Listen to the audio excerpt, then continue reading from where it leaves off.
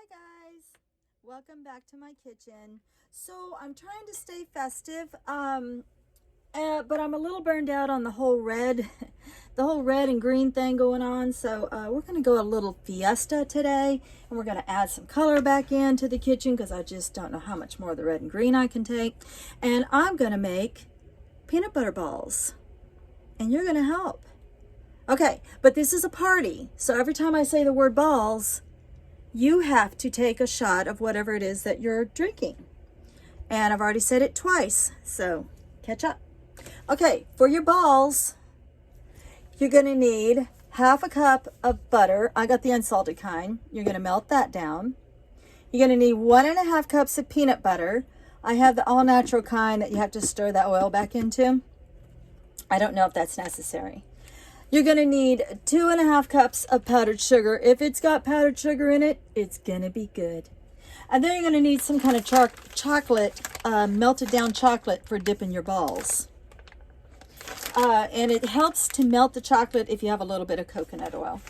All right, I'm going to mix up my half a cup of butter, my 1.5 cups peanut butter, and my 2.5 cups of powdered sugar. I'm going to roll those into balls. And then, you guessed it, we're going to freeze our balls. Okay. What were we doing? Oh, yeah, we're making peanut butter balls.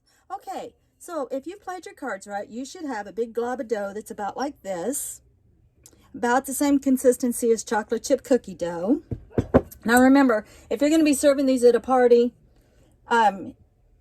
just be sure and wash your hands before you start shaping your balls, because you're not going to want dirty balls.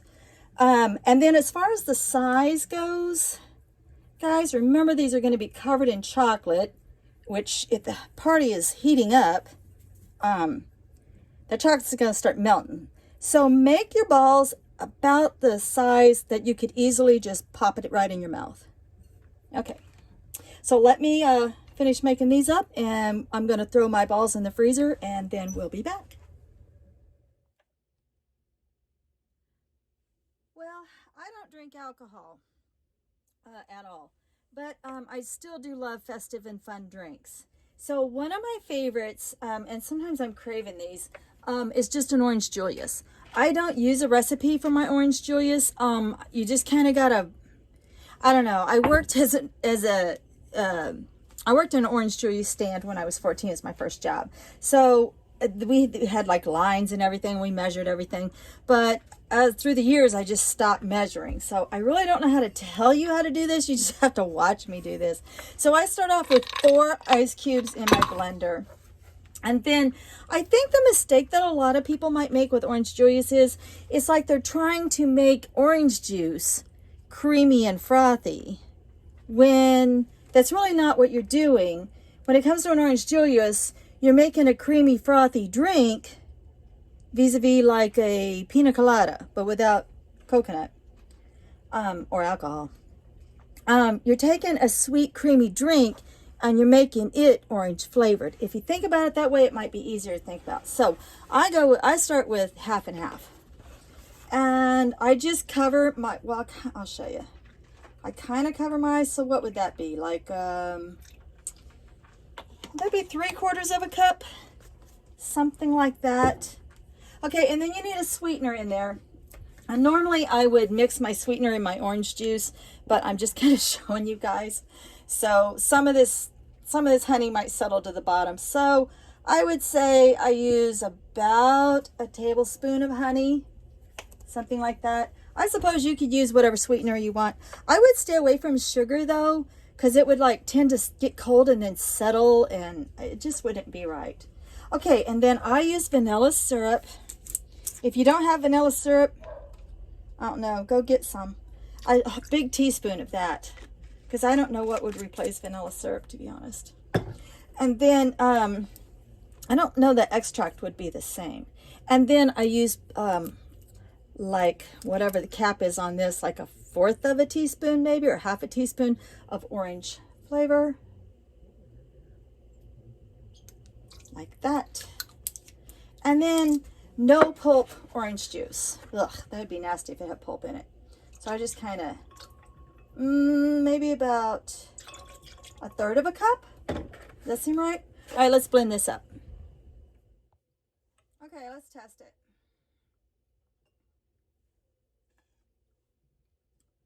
Oh my God, it's so good.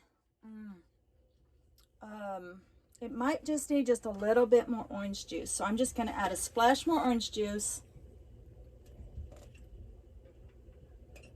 About like that.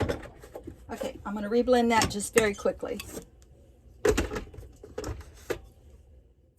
Oh my gosh, there it is. I wish I had exact measurements for you guys. I'm sorry. I've been making them a long time, and I just kind of, I don't know. I just get a feel for it. Okay, so look at these cute festive cups, you guys. I love them.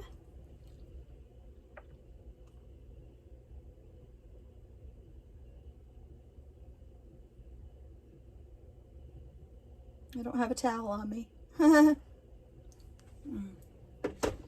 Okay, you can serve them in a fun cup like this. If you're gonna serve them in a taller glass and you're gonna serve them with a straw, the only thing I would say is please get these compostable straws. These things might seem like they cost a little more up front, but actually, I mean, what does it cost to clean up our planet, right? And put everything back the way it needs to be. And these are not like, you can't throw them in the trash and expect these to compost. So they're home compostable. So let's try this. Cheers, y'all. Oh my God. That is so fantastic. So the chocolate and the orange together is bon appetit. All right, be back in a minute and we'll put the chocolate on our balls.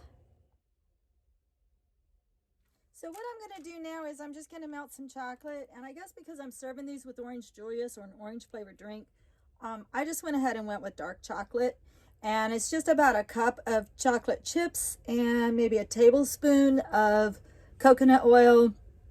Microwave 30-second stir up to 3 minutes and get it good and melted.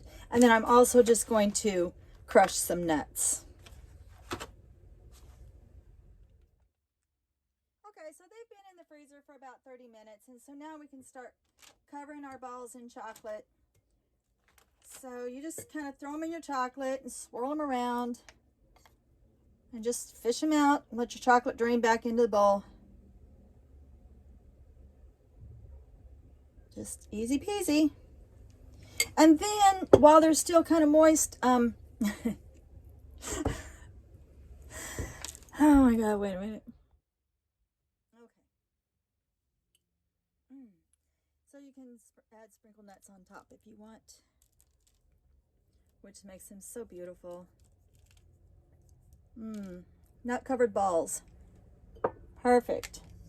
All right, so I'm going to just toss them around in that chocolate, let the chocolate drain back in the bowl. If I didn't cover them all the way, they'd be Buckeye balls. But I kind of cover mine all the way in chocolate.